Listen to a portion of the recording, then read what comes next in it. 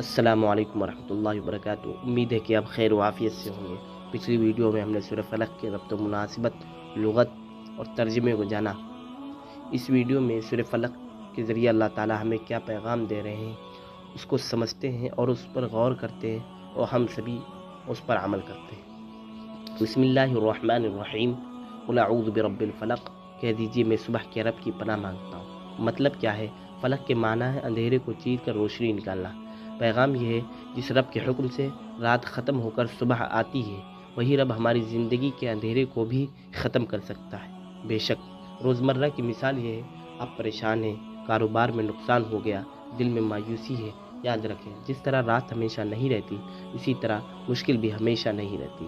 من شر ما خلق، اس کی پیدا کی ہوئی چیزوں کے شر سے، یعنی اللہ تبارک و تعالیٰ نے بہت سی مخلوقات پیدا کی، تو اس میں کچھ فائدہ مند بھی ہو سکتی ہیں، کچھ نقصان دہ بھی ہو سکتی ہیں۔ جیسے ہر مخلوق اچھی بھی ہو سکتی ہے اور نقصان دہ بھی ہو سکتی ہے، اس لیے مکمل حفاظت صرف اللہ کے پاس ہے۔ روزمرہ کی مثال یہ ہے، غلط دوست، دھوکے دینے والے ساتھی، بیماری، حادثہ۔ ہم ہر چیز کنٹرول نہیں کر سکتے، لیکن اللہ تعالیٰ سب کچھ کنٹرول کر سکتا ہے۔ بے شک من شر غاسق اذا وقب، اور اندھیری رات کے شر سے جب وہ چھا جائے۔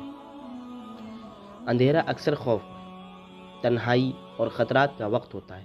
روزمرہ کی مثال یہ ہے، رات کو منفی خیالات آنا، غلط سوچنا، ڈراؤنے وسوسے آنا، تنہائی میں ڈپریشن۔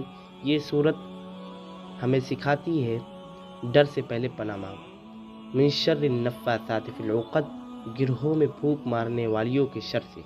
اس کا مطلب یہ ہے جادو یا چھپ کر نقصان پہنچانے کی کوشش کرنا۔ آج کی مثال جیسے سازش ہوتی ہے، پیٹھ پیچھے برائی، سوشل میڈیا پر بدنام کرنا۔ ہر زمانے میں نقصان پہنچانے کے طریقے بدلتے ہیں، لیکن حفاظت کا ذریعہ ایک ہی ہے، اللہ۔ بے شک ومن شر حاسد اذا حسد، اور حسد کرنے والے کے شر سے جب وہ حسد کرے۔ حسد سب سے خطرناک بیماری ہے۔ روزمرہ کی مثال یہ ہے، کسی کی ترقی دیکھ کر جلنا، رشتہ خراب کرنا، کاروبار میں رکاوٹ ڈالنا۔ ہمیں دو باتیں سکھائی گئیں، خود حسد نہ کریں، حسد کرنے والوں سے اللہ کی پناہ مانگیں۔ نظر لگنا۔ سورہ فلق کا مکمل عملی پیغام یہ ہے، یہ سورت ہمیں یہ سکھاتی ہے، مشکل وقت میں گھبراؤ نہیں، انسانوں سے نہیں اللہ سے ڈرو۔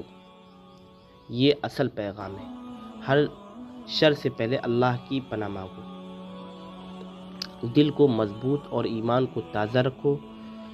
سورہ فلق کا مکمل خلاصہ یہ ہے کہ سورہ فلق ایک حفاظتی دعا ہے، صرف بچوں کو سونے سے پہلے پڑھانے کے لیے نہیں، بلکہ ہر اس انسان کے لیے جو زندگی کے اندھیروں سے نکل کر روشنی چاہتا ہے۔